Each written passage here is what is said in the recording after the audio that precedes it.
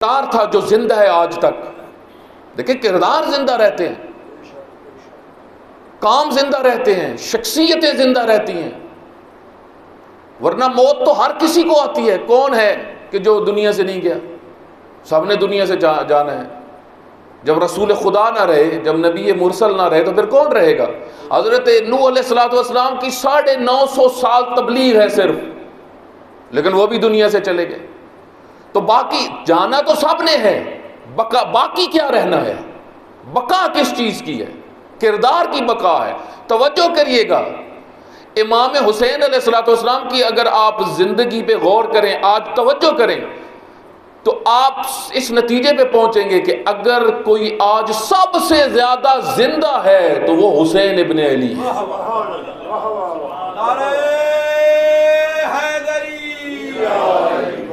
ایک دفعہ تو امام حسین علیہ السلام کے بدن کے ٹکڑے کیے گئے.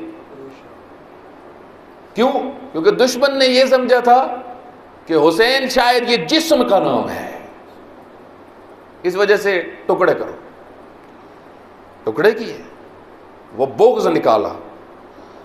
لیکن جب ٹکڑے ہونے کے باوجود دیکھا انہوں نے کہ یہ مشن تو آگے بڑھ رہے ہیں، تو ان کو سمجھ میں آنا شروع ہوئی یہ تو نظریہ ہے، سوچ ہے.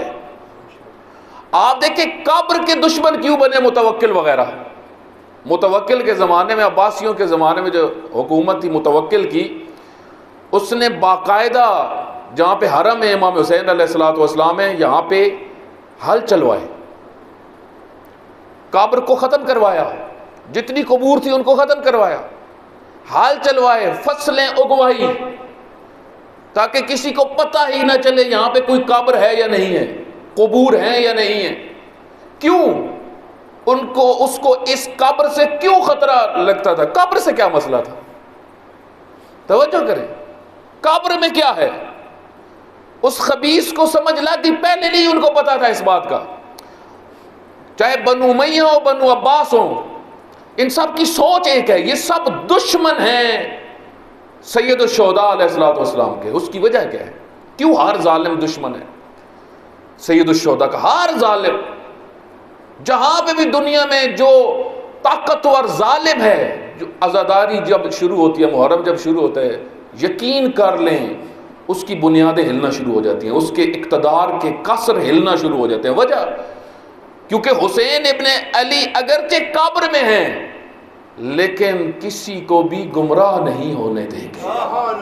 حسینیت زندہ باد، حسینیت زندہ باد، یزیدیت مردہ باد، یزیدیت مردہ باد. ہر محمد و آل محمد صلوات. کیونکہ ان ظالموں کو پتہ ہے کہ ہم جدھر لے جانا چاہتے ہیں حسین ادھر ان کو لے جانے نہیں دے گا. تو قبر حسین آج ان کو پتہ ہے اس زمانے میں خطرہ ان کے لیے بنی، سو اس قبر کے پیچھے لگ اور آج تک لگے ہوئے ہیں. یہ داعش کو جب بنایا تھا تو ایک مقصد کیا تھا؟ قبروں کو اکھاڑو. کس نے؟ امریکہ اور اسرائیل نے پیچھے پیسہ لگایا تھا. کیوں اس قبر کو جا کے اکھاڑنا ہے؟ کربلا میں جو موجود ہے، سامرا میں جو قبور موجود ہیں، کیوں؟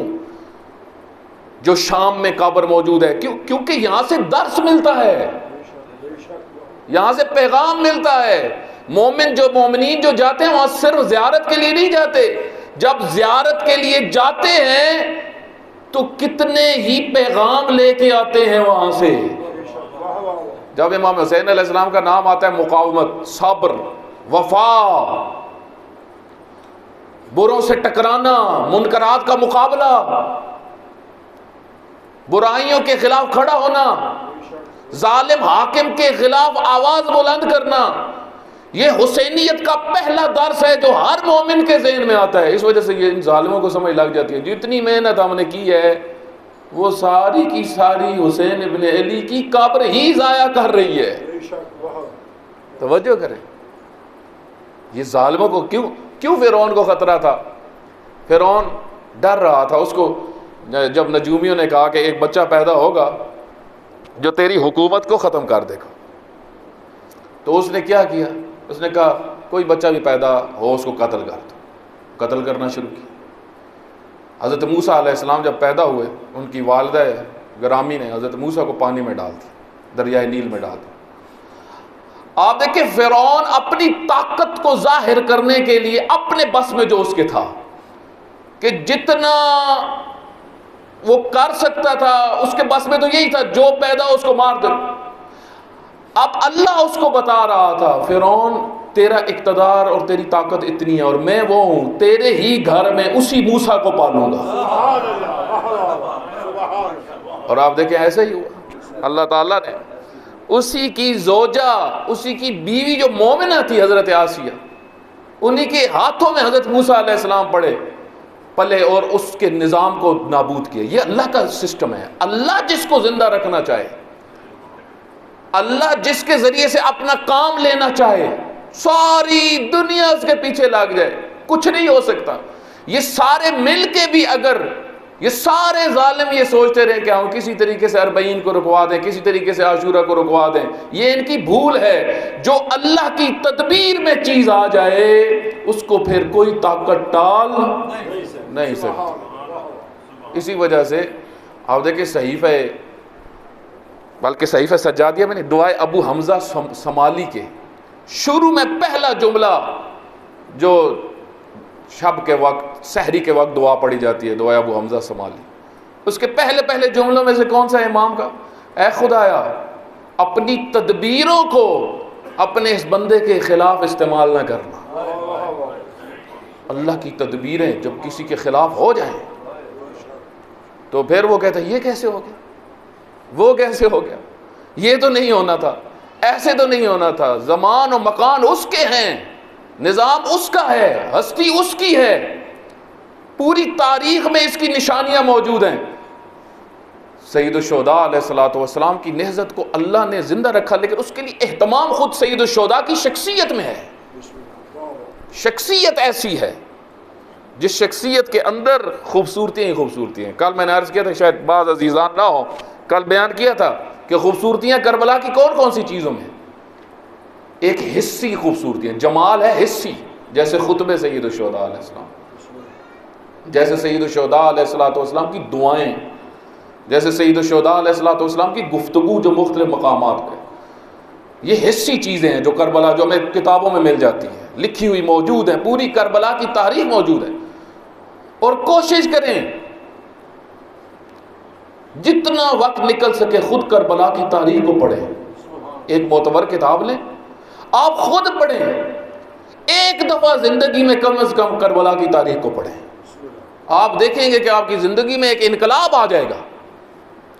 کیونکہ تاریخ کربلا کو نہ بیان کیا جاتا ہے، نہ کھولا جاتا ہے، نہ سنایا جاتا۔ ہماری زندگیاں گزر گئی، ہم جب مدرسوں میں نہیں گئے تھے، مدرسوں میں جانے سے پہلے ہمیں خود کچھ بھی کربلا، چند چیزیں کربلا کی بتائی جاتی۔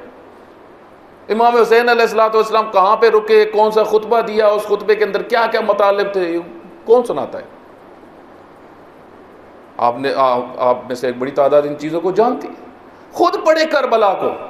کچھ دن پہلے ایک برادر، ایک حافظ تھے اہل سنت کے، تو مجلس ترہیم کے لیے انہوں نے مجھے 1-2 دفعہ دعوت دی، اہل سنت برادری سے تھے، ہمارے علاقے کے تھے، تو انہوں نے ان کے جب میں نکلنے لگا تو آ گئے میرے پاس ملنے کے لیے، تو میں نے ان سے یہی بات کی، میں نے کہا آپ خود کربلا کو پڑھو، خود پڑھو، جو آپ کہتے ہو نا فلاں جی ایسا بیان کرتا ہے فلاں، میں نے کہا آپ پڑھے لکھے انسان، میں آپ کو کتاب بھیج دوں گا ایک معتبر، آپ تاریخ ایک دفعہ پڑھو، ایک دفعہ حسین ابن علی کی شخصیت کو پڑھو، پھر دیکھ رہا تمہاری زندگی میں کیا انقلاب برپا ہوگا اور تمہیں حقیقی اسلام کی تفسیر سمجھ میں آئے گی، اصلی اسلام، حقیقی اسلام۔ جس طرح علامہ اقبال فرماتے ہیں نا، رمز قرآن را از حسین آموختی،